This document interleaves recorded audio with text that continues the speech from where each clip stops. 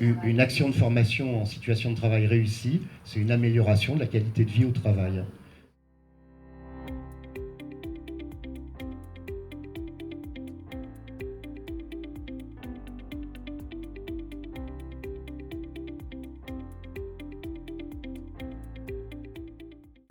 Alors l'organisation du travail, elle joue un très grand rôle là-dessus. Alors tous les spécialistes sont d'accord, hein. Les didacticiens, les cliniciens de l'activité, les sociologues du travail.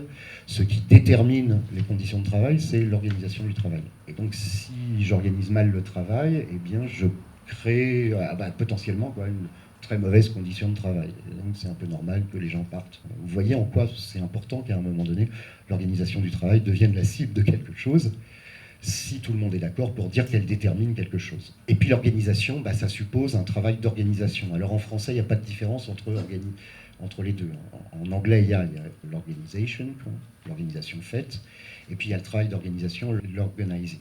Alors la première est le produit de la seconde.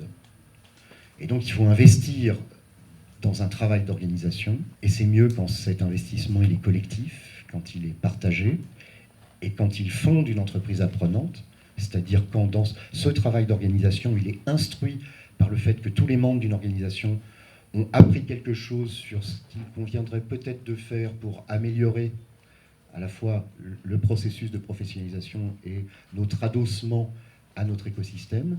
Voilà.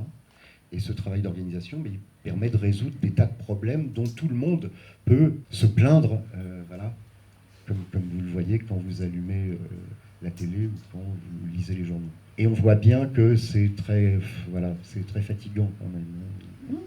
On comprend que ça n'est pas lieu dans tous les cas. Voilà, donc je voulais dresser devant vous cette espèce de tableau un peu analytique, je dirais, qui donne quelques ressources pour essayer de penser, quand on parle de la FEST, où est-ce que stratégiquement elle peut être située, compte tenu de problèmes qui peuvent la déborder ou être un peu plus généraux, mais pour lesquels elle constitue un levier un peu paisible, quoique un peu compliqué, pour régler un certain nombre de trucs. Alors les gens de l'ANAC qui nous accompagnaient, et à l'époque Emmanuel faisait partie de cette agence, c'était d'ailleurs un de tes patrons qui avait dit ça, je crois. Il avait dit, parce que l'ANACT était l'agence lieutenante de la qualité de vie au travail, la QVT. Il disait une AFEST réussie, c'est une QVT. Une action de formation en situation de travail réussie, c'est une amélioration de la qualité de vie au travail. Parce que la qualité de vie au travail est un objectif stratégique pour chacun. Une AFEST réussie, c'est une QVT.